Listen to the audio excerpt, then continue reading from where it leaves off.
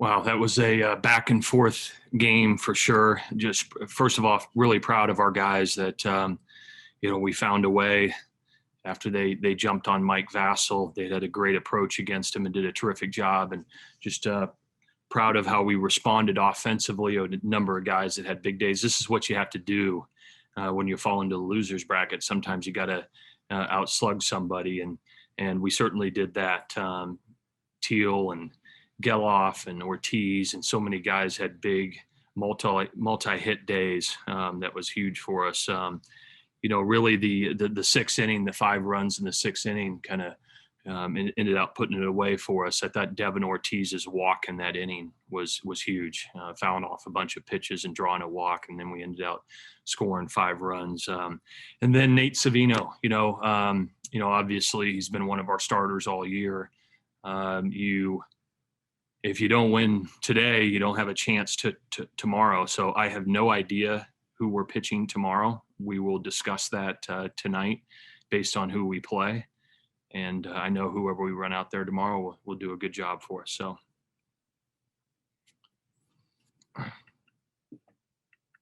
we'll start with questions. Bennett Conlon and Jeff White. Yeah, Coach, I was curious, kind of how do you balance, the need to win multiple games with multiple pitchers, with trying to save guys for future games, assuming you're able to keep going? I guess how does that work as a coaching staff?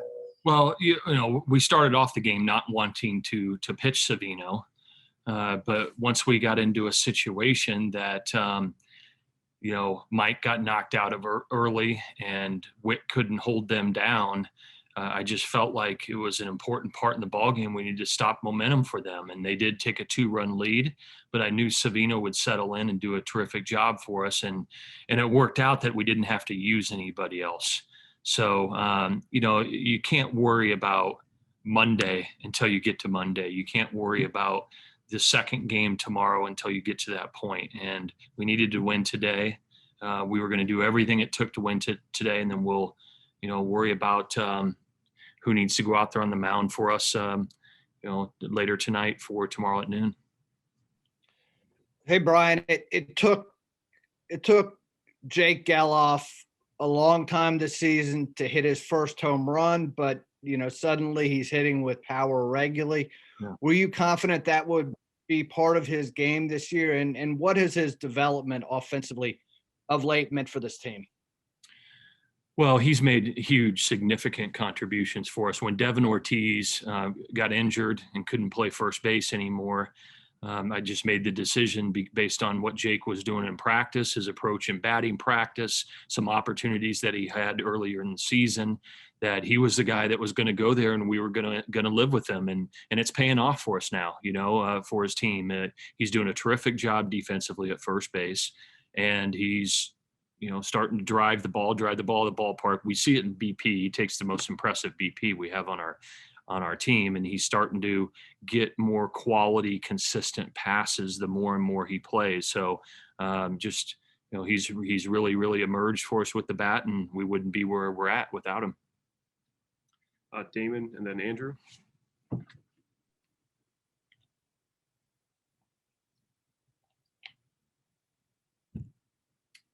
Damon, we can't hear you. Your audio's. When we go to Andrew, we'll come back to Damon. Hey, Brian. Hey. How are you? I'm great. Good to see you. Good to see you. You mentioned the walk by Ortiz in the sixth. That was a 12-pitch at bat. It's rare you get a bat flip kind of thing after a walk, but that seemed to really get kind of the energy, your dugout going. In an NCAA tournament game, particularly in one where it's not the full crowd, how important was that moment just as a lifter for that team, and it really stopped their momentum? How much do you think it helped yours? Well, I think it helped a lot. Everybody recognized that Ortiz was battling. It started off 0-2. And, Devin hasn't been swinging the bat up to his standard, right? And so that at bat flipped the switch for him personally, but also I just think it really ignited our team. When you have a teammate in there that's fighting like that, when your backs are against the wall in a must-win game, you either win the game or your season's over. And he's a veteran player that's done some really great things for us, and this program means everything to him. For him to battle like that and find a way to get on, you can really draw some momentum from it, and we certainly did. So, Damien, we'll try again. Yeah, can you hear me now? Good. You can hear me? yes. You were talking before about the situation with your pitching staff moving forward. As you get later into these weekends, everybody's kind of in that same situation. How much more do you need to rely on your offense to kind of maybe shoulder more of the burden like today? Well, you have to. I mean, typically in these regionals, as you progress on through the losers bracket, you need to put up runs. You have to, and so there will be guys that will step up on the mound and do the job as well. But the regionals typically become pretty offensive, especially at a place like this. It's hot, the ball's traveling, right, and so balls can get out of here pretty good. That you need to match people, and from a pitching standpoint, you got to be able to manage innings, right? They're going to get some hits and things like that. You just can't let the big inning happen, and that's what happened to Vassal, and they took advantage of it early in the game. Jerry and then Jeff White. Hey, Brian, your fans want to know if there are any more Geloffs coming down the line. And can you just talk about what they've done the last 2 days combined? It's pretty impressive. Well, it is. I mean, it started last week with the ACC tournament. They were really good as well. I think both hit a home run in the same game, and they've done a terrific job these first two games for us. And they're a baseball family that they've grown up playing baseball. It's important to their entire family. There is not any other Geloffs on the way that I'm aware of, but I'm glad that we have the two together for right now, and whenever Zach moves on to professional baseball, I know Jake will have a great career here as well.